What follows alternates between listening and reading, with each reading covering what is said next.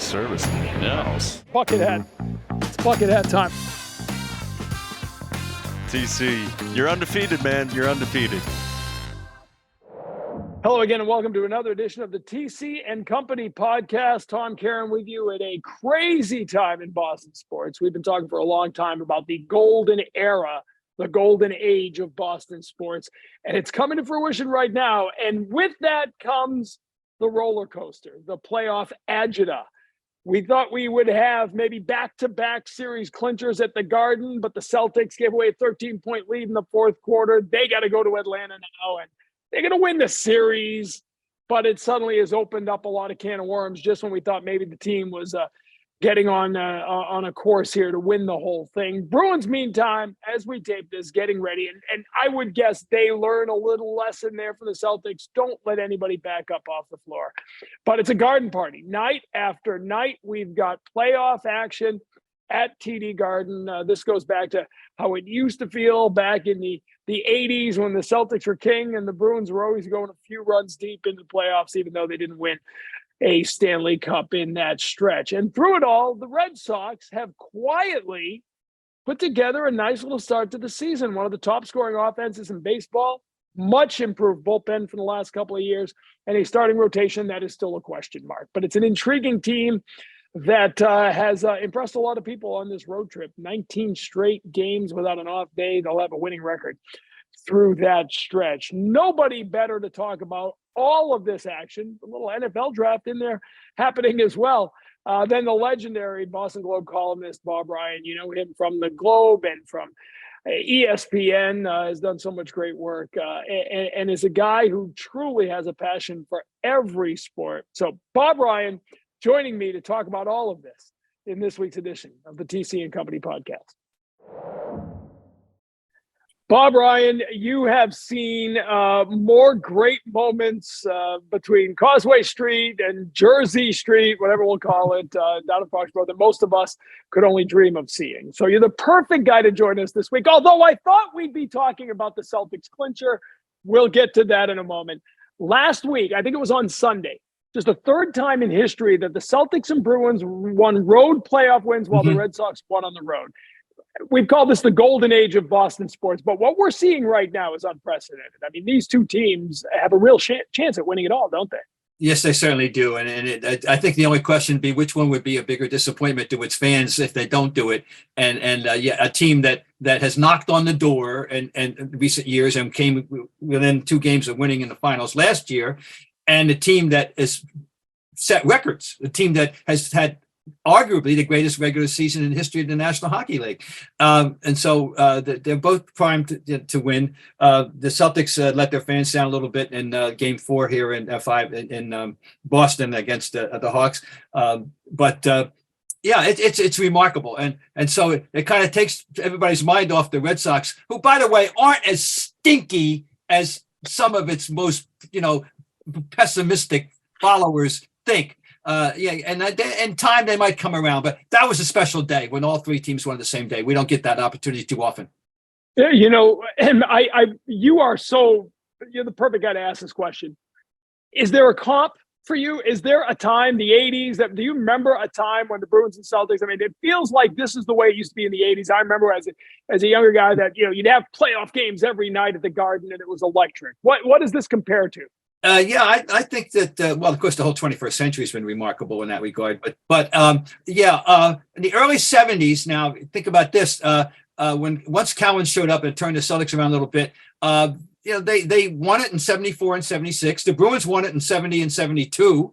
The Celtics went, they were both major contenders. Every year from 7 and then that period of time until Bobby Orr left after 75, 76 season, I guess it was. And but the Celtics, that 5 year period there, it was pretty intense. And it was a lot of fun. It really was. It's great.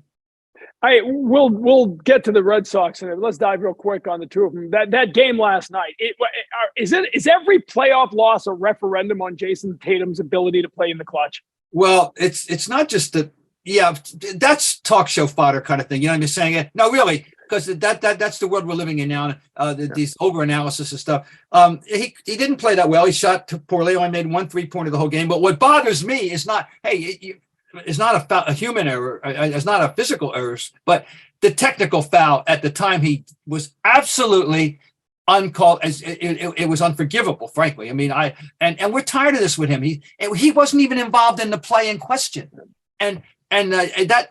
Can you imagine the last minute and a half of a crucial playoff game, and you're mouthing off to the ref, and at a time when every point mattered? Anyway, but answer your question is, in some people's eyes, it is, yeah. But I pretend they forget he's had 30-point games, 40-point games in the playoffs. But nobody's perfect in the playoffs. Even Trae Young, who last night was so transcendent with 38 points and 13 assists, has had some subpar playoff games this year. So I feel like going back to the bubble and the arguments behind closed doors and whatever was happening in the locker room then, that there's still a belief that this team, as good as they have been, and these are two of the best players in the game and still very young, but we've watched them grow before our eyes, but it still sort of feels like there's some sort of discord behind the scenes. And maybe it'll take a championship to finally put that story to rest. I don't know that I can't verify if there's any personality problems or a discord or anything else. We talked. There was a discussion over a couple of years about the on-court compatibility of Brown and Tatum. Okay, I think that's been resolved pretty much. Right. I don't think there's. Look, here's my take. My general take is this: they are the most talented team in the league, 1 through 11. But it doesn't matter being 1 through 11 in the playoffs because they only play 8 or 9. They're still the most talented team in the league. That doesn't make them the best TEAM they have to produce and play, do it when they have to do it and do it as it should be done. They play the way they know how to play often enough to win the championship. But I'm telling you, they don't need an infusion of talent. That is not the issue. They have all the technical bases covered. This is all about what's up here and how they approach things. And we'll see if they can prove themselves. I don't trust them yet. They haven't earned my trust yet. And last night was a good example why. What about coaching, Bob? I mean, on the day Ide Udoka gets a new job, they lose a 13-point lead in the fourth quarter. You want talk show fodder? You got. I know. I didn't even put the two together until this morning when I found out that it was an issue. That it was the Udoka getting named the job that they lose this game. Oh, people are going to be questioning Joe Mazzulla based on all the factors. The fact that all kidding aside, he was sitting in the second row last year, and now which means he wasn't even the chief assistant, and then he gets elevated to the job, and after that great start, 18-4 start, they give him the big job. He's got to prove himself, and yet he does. There's no question there's going to be pressure on him, and if they don't win, I know there will be fingers pointed at Joe Mazzulla. There's no question. He's a big boy. He's going to have to accept that. I haven't made my final judgment. I said this is his final exam in the first year is what's happening in the playoffs, and we'll see how he handles it. All right, on the ice, it was a historic Bruins season. Now, again, Rocket Richard didn't get to do the shootout, so who knows how many wins some of those teams, right? But history is what history is, right? A lot of teams have been playing by these rules for more than a decade now, and nobody's done this. So you go into the playoffs with the best record ever. Anything short of a Stanley Cup final appearance, I think, at least. Maybe you don't have to win it all, but you got to get that far. And it looks right now like they kind of survived that early bump in the road. They're getting it together. Yeah, they really what it comes down to was one bad period, game three, third period of that game. They were fine after 2 periods. You didn't see that coming. Okay, that may be in the one thing to look back on and go, remember that very crazy night against the Panthers. They got all their bases covered, though. I mean, I'm hardly the hockey expert, but it seems to me that they've got all their bases covered. And one of the things that impresses me the most, and credit, Don Sweeney's moves. These picked up, Orlov, Hathaway, Bertuzzi, and they're all making major contribution. And there was a team that if they had done nothing, we would have said, okay, they didn't want to mess with the chemistry, blah, blah, blah, blah, and we would have been probably okay, but what he's done is improved his team in a major way. So they've done everything right so far. Look what they got. They got the Vezina Trophy winner for sure, and that's number one. Let's face it. I don't have to tell you that when postseason comes in all sports, all 4 sports, the most important position in all 4 sports in the postseason is the hockey goalie. And you got nobody wins unless their goalie's in his A game, right? Right. That was Jack Parker's line, right? They shouldn't have called it hockey. They should have called it goalie, because that's really what it comes down to. Go back to 11. With Tim Thomas was not viewed as that kind of player until that year, until those playoffs. The 1-0 win against Tampa Bay in Game 7 was my favorite hockey game I've ever covered. Yeah. No penalties. Yeah. No penalties, and that diving save. It was Matt Turner for Arsenal type diving save. Boucher, right to the post. Guy Boucher, I quote this line all the time. He said it was like 60 minutes of overtime. The tension. It was such a good game. And I'll tell you, you talk about Don Sweeney. That was the one I was dead wrong on. I said, why are you signing Ullmark? You got Swayman. He's the guy of the future. Just go get some journeymen to prop him up for a couple of years and let Swayman. I was dead wrong. Why are you giving 4 years to Ullmark? Well, now we know why. Sweeney should be, and him. He's not the type. He'll never do a victory lap, but he has certainly earned one, no matter what happens to this team. Yep. All right. Yep. It's funny. You started with the which of a bigger disappointment. See, we can't get the talk show completely out of you yet. Which fan base will be? But my favorite was after the H1 Game 1. I heard a radio show, a local radio show, say, "Can you have them both on the duck boats together? Do we have to have two parades, or we just have one?" So it changes pretty quickly around here, as we know. That would be. But let's get to the. Yeah. Wait, hang on. I want to ask you that, because you could have Game 7 of each final on consecutive days at the Garden. Yeah. Right. I don't think that's ever happened before, has it? I mean, can you imagine Game 7 of the Stanley Cup Finals one day before Game 7 of the NBA Final? No, the 1 year it could have happened. It was in New York in '94, and it was theoretically possible. The Knicks, remember, right. People forget, the Knicks went to the finals, and right.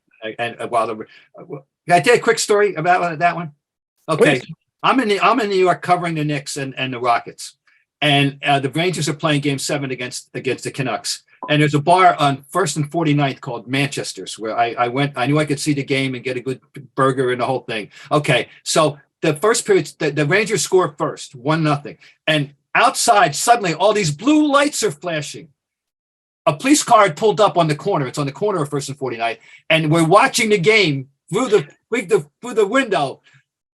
I'll never forget. It was so cool. All right. Anyway, now where were we? That was the Messier guarantee. Yeah. And the other great thing, if you remember, this is not that Sports Illustrated is what it was, and anyone under 30 have to go Google what Sports Illustrated was. But they had that famous cover after that, why the NHL is hot and the NBA is not, and that predicted. But then the NHL had like 3 full season lockouts over the next 20 years. Yeah, right. Can't get out of its own way.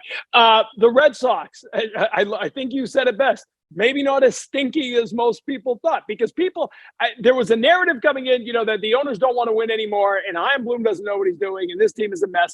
And listen, they're a long way from being really good. We know that, but I think aren't they exactly what we thought they would be? The offense is good, and the bullpen is a hell of a lot better than it's been for a couple of years, but the starting rotation is a nightly guess. Yeah, last night notwithstanding, but yes, the bullpen has carried them in that regard. And what if Duran, turns out to be what we thought he was going to be? The way I realize this is just a very small sampling, but you see what he brings to the table. The speed factor makes such a difference. Anyway, I was never as pessimistic as everybody else, but I must say I don't know what to make of Chris Sale now, because the start before last, he strikes out 11, and we think, oh, he's back, he's going to be back, and then he goes out with this horrendous performance, this embarrassingly awful performance the other day. But it's a tough division. We know that, and they're certainly not going to win it or anything like that. But let's see what happens. I'm not bailing on them. I just refuse to do that.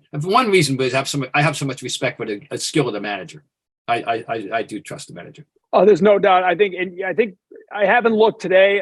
Going into yesterday's game, he had more pinch hit at bats than any team in baseball, and they had the best batting average as pinch hitters of any team in baseball. So we say managers don't win a lot of games in this day and age. I think Alex Cora is good for. I don't know if they have wins above replacement for managers, but they should. I do think it's interesting. And listen, I like Chaim Bloom. I like him as a person. And I think I understand what he's trying to do. I just don't know that he'll get the runway to do it, right? I mean, I think that's what it comes down to. This is a town you can't be bad for too long. This team has to flirt with a playoff spot, doesn't it? It has to flirt with a wild card. Yeah, I think so. I think the box office will tell you that. I mean, I can tell you, I'm a season ticket holder since 1991, and I can't go to every game or a lot. So people aren't buying the tickets yet. Right. They're not buying now. April and September are always the hardest months to move tickets. I know, I can tell you that. It's an experience, but it's a little work. People aren't. The message. Nobody's buying. They're not drinking the Kool-Aid yet. The fans aren't. I can tell you that. Oh, I think that's pretty evident. I think, but I also think I don't even know that people are paying attention. You know what I mean? Yeah. I feel most of the criticism is from writers who haven't watched an inning because they're watching basketball or hockey, or just fans who are reading the narrative that this team sucks and they don't want to win anymore, and it's a small market franchise. Yeah, it's debated. It's troublesome. People It's here. tough. Listen, you lose Betts, you lose Bogarts. You're gonna have to win a lot of games to make up for that, right? Right. That there's resentment about that. There's a feeling about that that's going to be tough to overcome for management. They have to live with that. I want to go back to Sale real quick because you brought him up. 83 pitches, 2 swings and misses. Now, and Baltimore's been hammering him, right? I mean, Cora kind of hinted. Oh, I know. Right? I mean, he's not saying cheating. He's not, but and when you're tipping pitches, it doesn't mean every team figures it out. But it would seem pretty clear that Baltimore has a pretty good idea what's going on with Sale. Well, that's one conclusion you would come to with those numbers are irrefutable. But I know Brian Hyde was not pleased with that. What Alex said. Just because the code word of the 21st century. He disrespected my hitters, Oh yeah, okay, please. That word ought to be banned from sports vocabulary. But anyway, here's the best thing about watching the Red Sox right now. It's Kenley Jansen. It's been so long since you just forget what a bona fide lockdown ninth inning closer means to a team.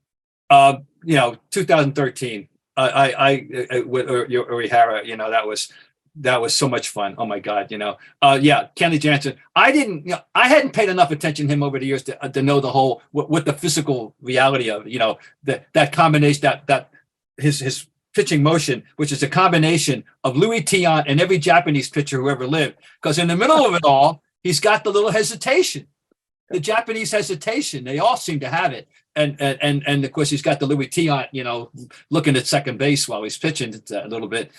He's been fun, and he's been lights out. No runs. His ERA so far is 0.00. Yeah, at this point, I looked up last year, the Red Sox blew 5 of 11 save opportunities in April, and they're 7 for 7 right now. He's 6 for 6. Last night, right? You mentioned it last night. Notwithstanding, Ort had nothing. Gives up a grand slam. Gives up 5 runs. All of a sudden, you got to get Jansen up, and he's scrambling to get in, and he comes in, and it's 2 quick outs. 11 pitches later, we're shaking the hands. No, it's not going to be like that every night. And he's not in his prime. He's past his prime, but he sure looks pretty good enough. Do you? I haven't talked to you now since baseball season started. The new rules. I mean, I think we all agree that. I do. Honest to God, you can ask my wife. The first thing I do every morning is I go over to box scores and I look at TOG, time of game. Last night, at today's Boston Globe, there were 14 games box scores, which includes games from the night before that. Yeah. One game over 3 hours, and that game was 11-10 in 10 innings. I am so ecstatically pleased with this development. I love it. I've seen my wife the last 2 nights. I've been doing this 20 years with the Red Sox. I think I've seen her on a game night, 4 times she's been awake, and the last 2 nights. But what I love, I bring it up because Jansen he was the slowest pitcher in baseball last year. And he worked on it the whole winter. And I love he said to me when we were just having a casual conversation at spring training, he said, I'm looking back at video of myself, and I can't believe I let myself get to that. And I think that's what players are like, waking up from a 20-year hangover right now. Like, how did we let the game get to that? They did. Well, the managers and players didn't care. They didn't care. They were indulging themselves. They were allowed to indulge themselves. And you had to. And it's like to a lot of things in life. Don't get me started about politics. You need to make people do things they don't necessarily want to do. You have to make them, and just, hey, right. I almost said something that was going to get me in trouble, so I won't do it. But you got to make them, and they did make them, and they're making. And as long as the umpires, do their job and enforce it, and beat a bad guy, beat a bad cop, we're going to enjoy these games. Chaim Bloom said to me when we talked about it about a year and a half ago, he said, listen, I'm in charge of trying to win games. I'm going to exploit every rule I can exploit. But as a fan, it's a horrible product. And he said, you're going to have to protect us from ourselves. Yes. And Oh, I feel that's what baseball's finally done. absolutely. You can't. No, the game. These people, they're just self-indulgent. No, we're making them toe the line, and I'm very pleased. This is the long overdue development. We've talked about having you on and we never did. Your book in scoring position, 40 years of a baseball love affair. You carry around cards from games still. There it is. There's the book. This book right here. It's wonderful. It is Thank wonderful. And it's the great thing about it is you've used your collection of cards to sort of take you back to great moments. But when did it start? Like, do you remember the first game that you carried with you? Well, I scored sporadically, since college, but I did have, but I got, when I became the beat man in 1977, first with the Red Sox, I had a scorebook. You get your baseball writer scorebook, and I covered 130 games that year, and then plus the postseason. And now I was only a 1-year deal because Peter Gammons, who had left the Globe to go to Sports Illustrated, came back and got his job back, which he deserved to have because he's the best baseball writer in the history of Boston. But I like scoring a lot, and it keeps me in the game, and I enjoy it. And so I kept the habit up from that 1977 on. I've scored virtually every game I've ever been to at any level, which includes minor league games and even one major notable college game, and I still do. So so the book came about because Bill Chuck, our mutual friend, and I were talking one day during early COVID back in the swing of 20.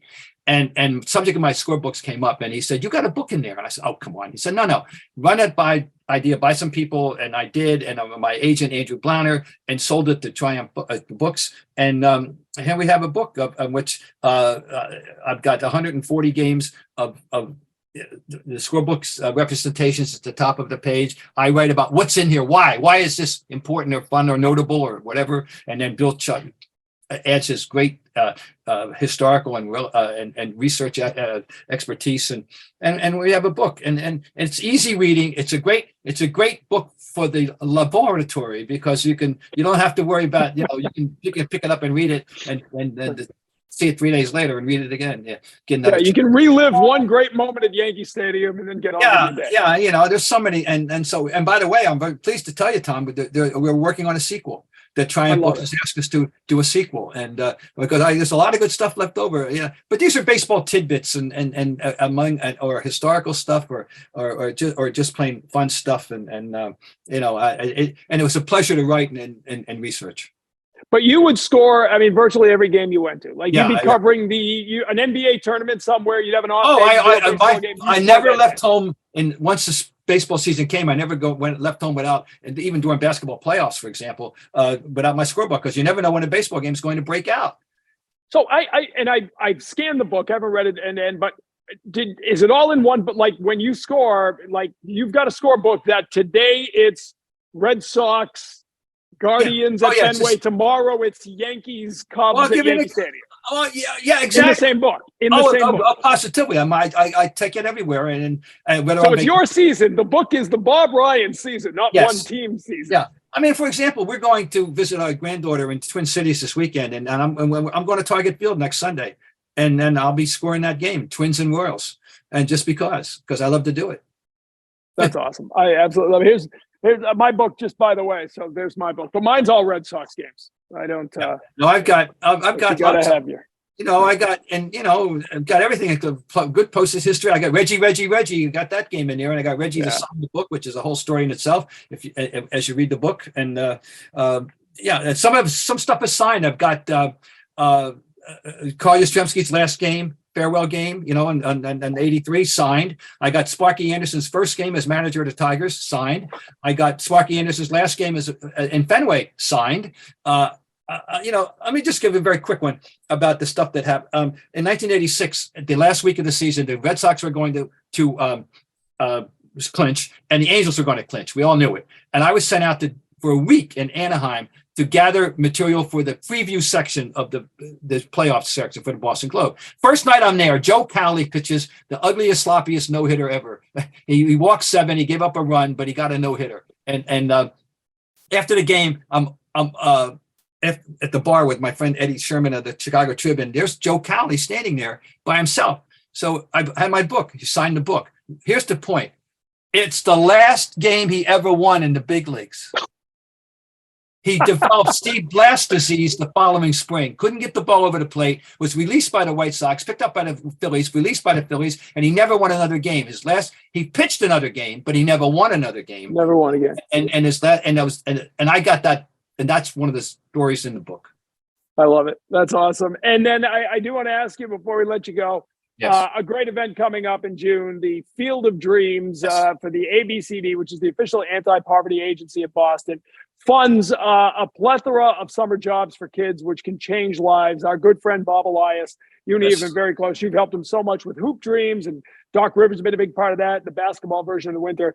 But it's a cool opportunity to play his softball, bring your team out to Fenway Park. But first of all, just tell me about your connection, why this has been such an important thing for you. Well, Bob is our friend. Bob has introduced me to ABCD well over 40 years ago, and it is an irreplaceable agency in the city of Boston. It is the remnant of the LBJ anti-poverty agency, poverty push from the 60s, and the great late Bob Cord was the man who really was the foundation, heartbeat of this organization for years. Now he's been first succeeded by John Drew, who was a very passionate advocate, and now we have Sharon Scott Chandler carrying on. But the point is this: it's a full service agent, everything from fuel assistance to job placement to job training. And in this particular case, we're talking about summer job opportunities for over 1,700 Boston young youth. It's an agency that serves people. Get this in their head. Oh, this must just be about one segment of the community. It is not. They have offices in every district of Boston, and it's not just Roxbury. It's East Boston, South Boston, every Charlestown. Their tentacles are everywhere, and it is absolutely an irreplaceable agency. Now, what was happened many years ago, John Harrington stepped up and helped them by offering the ballpark when Red Sox to be away as a possibility for these softball teams to come in and play, and companies play softball. And people walk away for a thrill of a lifetime. You go up, you see your name on the scoreboard, the whole thing, and you get to play in Fenway Park. And it's an important fundraiser, and it's June 30th this year, and we still have openings for teams. And talk to anybody that ever done it, and they'll tell you that it's very worthwhile. So I've written about it. I've tried to spread the gospel. That's all I can do, and do the best I can. But it's a very worthy outing for people. I've played in it. It's an amazing event, and what the work they're doing, ABCD, is unbelievable. It's easier for them to schedule. It's June 30th, as you said. Back in the day, you had to do it when Joe Mooney was taking vacation. Oh, so I was going to go. Oh, you opened the door. the curmudgeon Joe Mooney. He did. It was like the ballpark was like a cathedral, for him. But John Harrington had the final say, and this regime has carried it on, the tradition, very, very well, and has opened itself. And of course, and then concurrent with this, we have and coming up in the fall there will be Hoop Dreams, which was the brainchild of Doc Rivers, and I was present at the creation of that one. And but people. Everyone has a great time, and I really hope that we have openings, and I hope that the community, the organizations will get together and get their people, and your employees will thank you profusely for this. Yeah, it's a great outing. ABCDfieldofdreams.org is where you can find out more and get your info on how to register. Bob, thank you for the visit. We appreciate the time. Thanks for your ongoing service to ABCD, because it really is a special place. I know soccer has men in blazers. I'm thinking men in vests could be a new thing. Men of a certain age. We've got right, that the uniform down. Bob, great to talk to you. Let's do it again soon. Hope to see you at Fenway. Great, Tom. Nice to be with you. The great Bob Ryan joining us on this week's edition of the TC and Company podcast. Thanks for listening. We'll catch you next week.